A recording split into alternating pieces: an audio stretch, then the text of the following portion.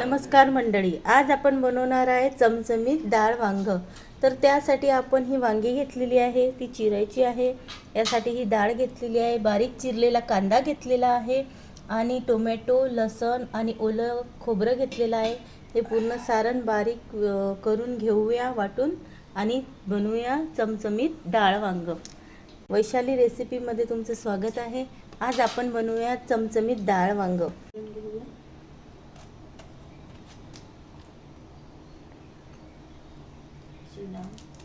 फक्त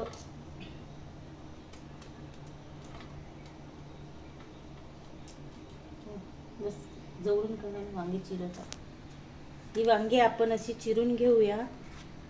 डाळ वांग्या प्रकारे ही वांगी आपण चिरून घेतलेली आहेत। आता आपण कढईमध्ये तेल टाकलेलं आहे। आपण याच्यात मोहरी टाकलेली आहे।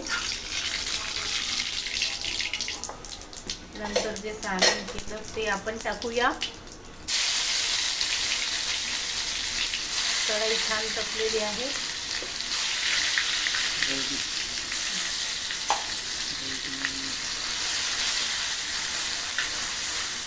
नंतर आपण थोडा हा कांदा टाकूया।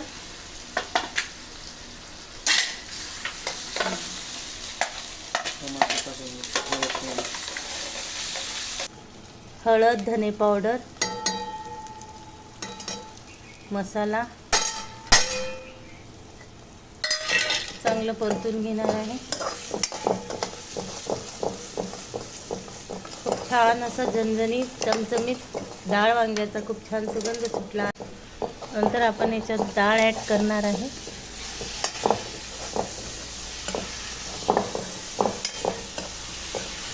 छान चमचमीत डाळ आपण टाकली। तर आपण यामध्ये ॲड करणार आहे चिरलेली ती वांगी।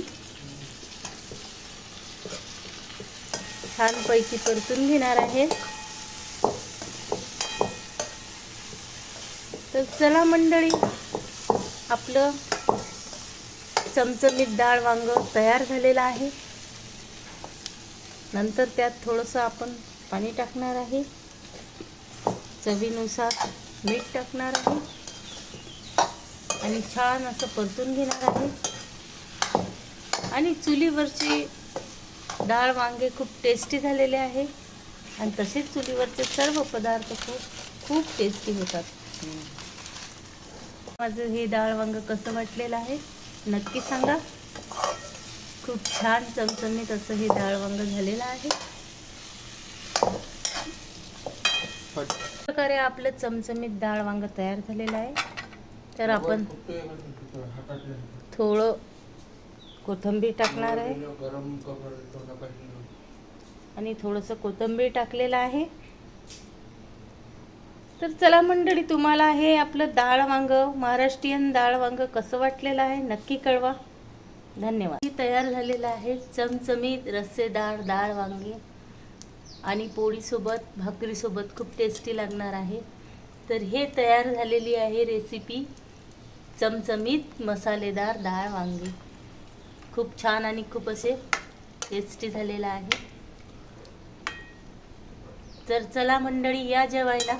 छान अशा पद्धतीने आपलं रस्सेदार चमचमीत रस्सेदार डाळ वांग